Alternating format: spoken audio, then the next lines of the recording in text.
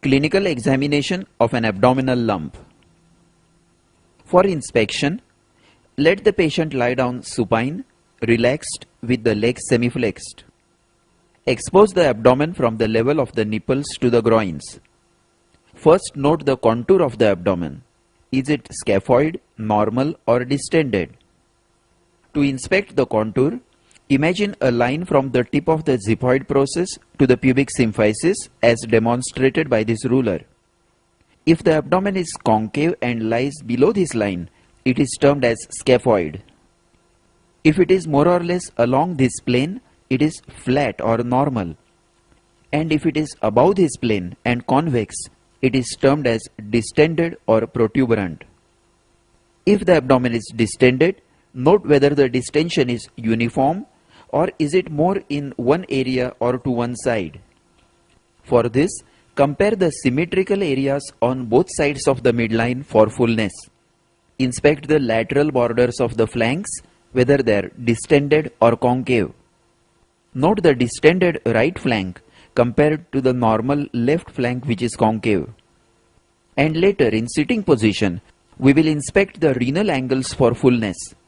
Note the renal angle fullness on the right side in this case of a right renal lump. Now inspect the skin over the abdomen for redness, scars, striae, branding marks, nodules and dilated veins. Redness over a lump suggests local inflammation. Redness of skin around the umbilicus in an acute abdomen suggests acute hemorrhagic pancreatitis, termed as the Cullen sign. Branding marks usually suggest presence of chronic or long-standing pain. Hard subcutaneous nodules, as seen in this case of carcinoma of stomach, indicate secondary spread of the malignancy to the skin. Dilated veins around the umbilicus with centrifugal flow suggest portal hypertension with caput medusae, while vertical femoroaxillary veins are seen in vena cava obstruction. If there is a scar of previous operation, ask the details about the nature of the previous operation. The scar itself will tell us many things. For example, this scar at the McBurney's point is of appendicectomy. This scar under the right costal margin is of cholecystectomy. This scar is of suprapubic cystolithotomy or prostatectomy. This scar is of a kidney operation. Now note the widening of this scar in the central part. A ragged wide scar suggests wound infection after the previous operation. After inspecting the skin, inspect the umbilicus. Is the umbilicus in the center? Normally, it is in the midline, midway between the tip of the xiphoid process and the top of the symphysis pubis. It is displaced upwards by the lumps arising from the pelvis. Note here that the distance between the xiphoid process and the umbilicus is less than the distance between the umbilicus and symphysis pubis. In ascites, reverse is the case. The distance between the xiphoid process and the umbilicus is more than the distance between the umbilicus and symphysis pubis. This is Taniol's sign. Then note the shape of the umbilicus. In ascites, it may be transversely stretched, or a laughing umbilicus, or everted as an umbilical hernia. Then ask the patient to cough and look for an expansile impulse indicating an umbilical or paraumbilical hernia. Now inspect the abdomen tangentially from the side and from the leg end for the movement of the abdominal wall during respiration and for visible peristalsis and visible pulsations. Note the abdominal wall movement during respiration and compare it with the chest expansion. If thoracic movements are more prominent, it is thoraco-abdominal breathing, common in males. If abdominal movements are more prominent, it is termed as abdominothoracic type of breathing, more common in females. In peritonitis, as seen in this case, the abdomen does not move during respiration. Note that only the chest expands. In localized peritonitis, only the affected portion of the abdomen may be immobile. If there is a visible lump, particularly if it is in the upper abdomen, observe carefully whether it moves up and down with each respiration. Note the movement of this lump with respiration. Now this is a liver with multiple nodules. Note the movement with respiration. The lumps connected to the diaphragm, that is from liver, gallbladder, spleen and stomach, move very well with respiration. Renal lumps move slightly, while retroperitoneal lumps and intra-abdominal lumps not connected to the diaphragm do not move with respiration. Then look for visible peristalsis. Note this peristaltic wave in the epigastrium moving from left to right. This is a characteristic sign of pyloric stenosis. These are visible peristalsis in the distended coils of small intestine in intestinal obstruction. And this is a stepladder pattern of peristalsis showing multiple distended loops rising towards the center, typical of low ileal obstruction. Lastly, look for visible pulsations. Aneurysm of abdominal aorta, as seen in this patient, is pulsatile. If a lump is in the epigastrium or umbilical region, that is overlying the abdominal aorta, it may show transmitted pulsations from the abdominal aorta. The lump itself is not pulsatile. These pulsations will disappear in the knee-elbow position when the lump falls away from the aorta. You should also keep in mind that in a very thin patient, even the pulsations of the abdominal aorta may be visible. Having completed the inspection of the abdomen proper, ask the patient to stand and inspect the scrotum for a testicular swelling. Note the epigastric lump due to secondaries in the para-aortic lymph nodes arising from a right testicular tumor. Then inspect the hernial orifices. Ask the patient to cough and look for a cough impulse. If the lump is arising from the pelvis or is very large, inspect the legs for edema. Then ask the patient to sit and, standing behind the patient, inspect the spine for any deformity, gibbus, kyphus, kyphosis or scoliosis. Inspect the paraspinal area for any paraspinal swelling or sinus. Paraspinal sinus or scar is very suggestive of tuberculosis of spine. Then inspect the renal angles for fullness. Note the fullness of renal angle on the right side, in this case of a right renal lump. Lastly, inspect the left supraclavicular region for a swelling due to enlarged lymph nodes. Left supraclavicular lymph nodes can be enlarged due to secondary deposits from the malignancy of stomach, colon or testis, termed as the Troisine. And the enlarged left supraclavicular lymph nodes are termed as the Furcow's nodes. This completes the inspection. Remember to inspect the 4 sides out of the abdomen: scrotum, hernial orifices, spine and the left supraclavicular lymph nodes. To revise, on inspection, note the contour of the abdomen, whether scaphoid, normal or distended. Look for a localized bulge, and if localized bulge is seen, note the effect of raising the neck. Inspect the skin for redness, scars, striae, branding marks and dilated veins. Inspect the umbilicus for position, transverse stretching or eversion. Observe the movements of the abdominal wall and movements of the lump with respiration. Look for visible peristalsis and visible pulsations in the lump. Ask the patient to stand and inspect the hernial orifices and the scrotum.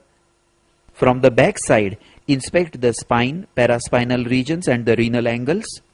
And lastly, inspect the left supraclavicular region for swelling. Now let us proceed to palpation. For palpation, the patient should lie comfortably and relaxed on the examination couch with a pillow under the head and legs semi-flexed, preferably with a pillow under the knees to relax the abdominal wall muscles. Ask the patient to take deep breath through open mouth. If your hands are cold, especially in the cold weather or after washing the hands with cold water. Warm them by rubbing against each other before commencing palpation. First, note the temperature over the site of the abdominal lump, comparing it with normal, and note if there is any local rise of temperature suggestive of acute inflammation in the lump. Then palpate gently with a flat hand all over the abdomen to feel the tone of the abdominal wall muscles and tenderness. Normally, the abdomen feels soft and elastic and is non-tender. If there is tenderness, that is pain on palpation, demarcate the exact area or point of tenderness. For example, this patient has localized tenderness over McBurney's point, suggestive of acute appendicitis. Then note the presence of guarding and rigidity. If, as you press over the abdomen, the wall muscles contract and the wall becomes firm and non-elastic, the reflex phenomenon is termed as guarding. Note the soft abdomen on the left side and the reflex muscle contractions or guarding on the right side. If the muscles are in a state of sustained contraction, even when you are not palpating, it is termed as rigidity. Note the board-like rigidity all over the abdomen in this patient with acute peritonitis. If guarding is detected, keep the hand over the site with gentle pressure and divert the patient's attention to some conversation. Observe whether the guarding disappears. Voluntary guarding, which is due to patient's oversensitivity or fear, will disappear if you successfully divert the patient's attention away from the act of palpation. If there is mild localized tenderness, look for rebound tenderness. Palpate the tender area with a flat hand and slowly press down the hand, pressing deeper with each expiration. Now withdraw the hand suddenly. If the patient gets acute pain on withdrawal of the hand, it is termed as rebound tenderness. It indicates inflammation of the parietal peritoneum due to underlying inflamed organ. Note the acute pain on withdrawal of the palpating hand. In presence of intestinal obstruction, rebound tenderness suggests strangulation. Now let us proceed to deep palpation. This includes a detailed palpation of the lump first and then palpation of the rest of the abdomen. Palpation of the lump. Before proceeding to the detailed palpation of the lump, first you must determine whether the lump is intra-abdominal or extra-abdominal. For this, first feel the swelling, keep your hand at the lower border of the swelling and ask the patient to take deep breaths. If the swelling moves with respiration, it is definitely intra-abdominal. If it does not move, it may be either parietal or intra-abdominal. Then ask the patient to raise the neck, making the abdominal muscles taut. If, on raising the neck, the swelling becomes difficult to feel and less prominent, then it is intra-abdominal. If it becomes more prominent and easier to palpate, check whether it can be moved side to side. If it is mobile, as seen in this swelling over the right hypochondrium, then it is subcutaneous, superficial to the muscle. And if it becomes fixed on contracting the wall muscles, as seen in this patient, then it is within the muscle or intramuscular. If the lump is situated laterally, the muscles are made taut either by asking the patient to raise the legs to 30 degrees without bending the knees or by Valsalva's maneuver. Now proceed to palpate the lump in details. First, identify the borders of the lump. Measure its size in centimeters using a measuring tape. Then note its location in relation to the quadrant involved and in relation to the costal margin, umbilicus, anterior superior iliac spine or symphysis pubis. Then note its shape, surface and margin. A well-defined margin suggests neoplasm, while an ill-defined margin is a feature of an inflammatory swelling. Then note the consistency of the swelling. whether it is soft, cystic, firm or hard.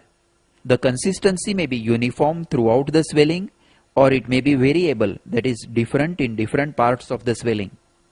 If the swelling is cystic, test for fluctuation and fluid thrill.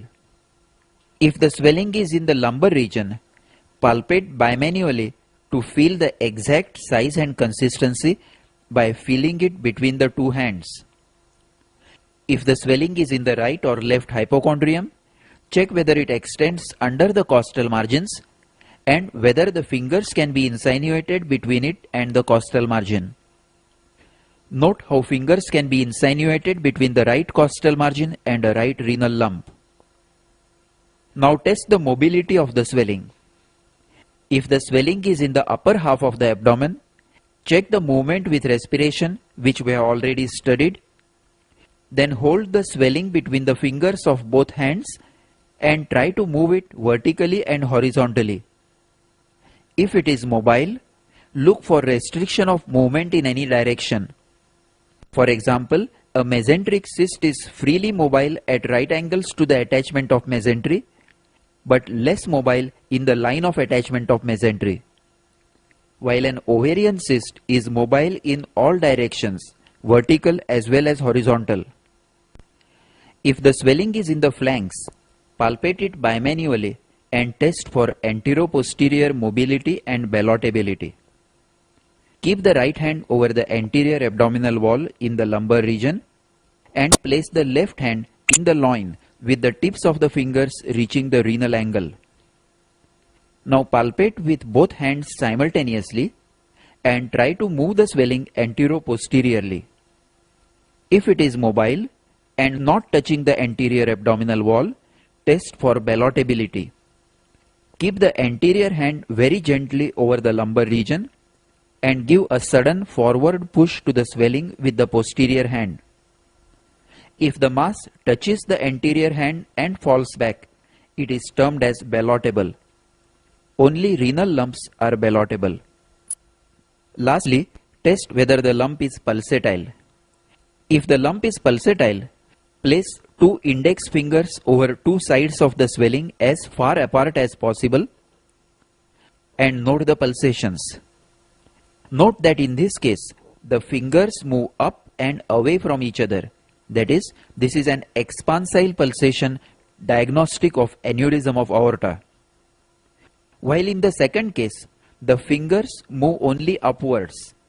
This is a transmitted pulsation due to the swelling lying over the aorta. If in doubt, place the patient in knee-elbow position and then feel for the pulsations. Transmitted pulsations will disappear as the swelling will fall away from the aorta, but an aneurysm will continue to pulsate. Note the pulsations felt in knee-elbow position in this case of aneurysm of abdominal aorta. Now we proceed to palpate the rest of the abdomen. Palpate for enlarged liver, spleen and kidneys, and if any of them are palpable or are located close to the lump, note their relation to the lump. To palpate for the liver, start palpating in the right iliac fossa along the mid-clavicular line with the fingers parallel to the liver border, exerting moderate pressure during expiration. Wait to feel the lower border as it descends during deep inspiration. If it is not felt, move the hand up by 1 cm and palpate again till you reach and feel the liver border, or you reach the right costal margin and liver is not palpable. If liver is palpable, note its size, border, surface, consistency and tenderness. Then palpate for the spleen from the right iliac fossa towards the left costal margin with fingers parallel to the left costal margin. If spleen is palpable, note its size in centimeters from the left costal margin. Then palpate the anterior border for splenic notch and note that the fingers cannot be insinuated under the costal margin. If spleen is not palpable, then turn the patient to his right side, place the left hand firmly over the left lower chest, Dip the right hand under the right costal margin and ask the patient to take a deep breath. A just palpable spleen hiding under the costal margin will be felt by this method. Then palpate bimanually in both lumbar regions for renal lump. If the abdomen is very thin, lower pole of the right kidney may normally be palpable. Next, palpate the rest of the abdomen for any abnormality. Look for colonic tenderness in the flanks and intercostal tenderness over the lower chest on both sides. Then palpate the scrotum, looking for testicular tumor. Test for presence of testicular sensations. Note the right testicular swelling in a patient who presented for an epigastric lump. Make the patient stand and palpate over the hernial orifices and ask the patient to cough, feeling for a cough impulse and hernial swelling. If the lump is arising from the pelvis or from the retroperitoneal space or is so large as to compress the inferior vena cava, then examine the legs for edema due to compression of the veins or obstruction to the lymphatics. Then examine the back. Palpate the spine for deformity and tenderness. Look for renal angle tenderness. And lastly, palpate the supraclavicular fossa from behind, particularly on the left side for Furchow's lymph nodes. To revise, on palpation, first conduct superficial palpation to detect warmth and tenderness. If there is tenderness, mark the exact area or spot of tenderness and look for guarding, rigidity or rebound tenderness. Then conduct deep palpation. First palpate the lump and then the rest of the abdomen. On palpating the lump, first determine whether the lump is intra-abdominal or extra-abdominal. Then note the size, shape, consistency and the exact location of the lump. If it is in the lumbar region, do bimanual palpation and test ballotment. And lastly, test for mobility and pulsatility. Then palpating the rest of the abdomen, palpate for the liver, spleen and the kidneys. Note the relation of the lump to these organs. Look for tenderness over the colon, lower intercostal spaces and the renal angles. Lastly, palpate the scrotum, the hernial orifices, the back and the left supraclavicular nodes. Now let us proceed to percussion. First, percuss over the lump. A solid swelling will give a dull note on percussion.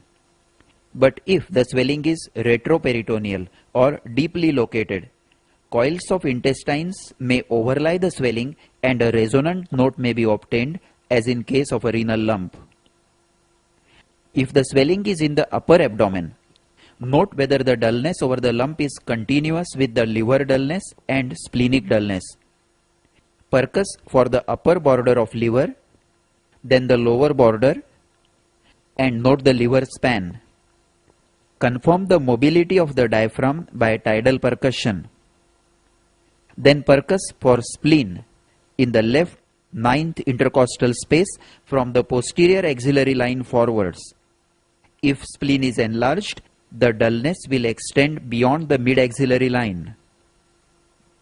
If a renal lump is suspected, percuss posteriorly in the loin, just lateral to the erector spinae. Normally, this area is resonant due to the presence of the colon. If the kidney is enlarged, the note will become dull, but in other lumps like spleen, it remains resonant. Then percuss from the umbilicus to the flanks for detecting ascitic fluid. If there is dullness in the flanks, try to demonstrate shifting dullness. Keep the pleximeter finger just lateral to the border of dullness and roll the patient over to the opposite side. Wait for 20 seconds and percuss again. If the note has become resonant, then presence of free fluid in the abdomen is confirmed. Then turn the patient supine again and demonstrate that the note is dull once again. If the dullness extends to both flanks and suprapubic regions as seen in this case, it is termed as horseshoe-shaped dullness. If there is a large ascites or a large cystic lump, percuss for fluid thrill. For fluid thrill, ask an assistant to press the ulnar border of his hand vertically over the center of the swelling. Keep your left hand gently over one side of the swelling and tap the opposite side with the right hand. If the swelling contains fluid under tension, the palpating hand will feel a thrust after a small delay or time gap following the tap. This is termed as fluid thrill. Observe in slow motion the percussion wave traveling across the abdomen to the palpating finger. This is the fluid thrill. If the swelling is suspected to be a hydatid cyst, try to elicit hydatid thrill or the after thrill. Place 3 fingers of the left hand spread out over the swelling and percuss gently over the middle one. A peculiar quivering sensation or after thrill will be felt by the lateral fingers due to the displaced daughter cysts hitting the wall of the swelling. After percussion, auscultate carefully over the abdomen for abnormal sounds and peristalsis. If the lump is pulsatile, auscultate over it first for a bruit. Auscultate over the abdominal aorta and then over the renal arteries for bruit. If the liver or spleen is enlarged, auscultate over them for hepatic rub and splenic rub during deep inspiration. Auscultate in the periumbilical area and the right iliac fossa for peristalsis.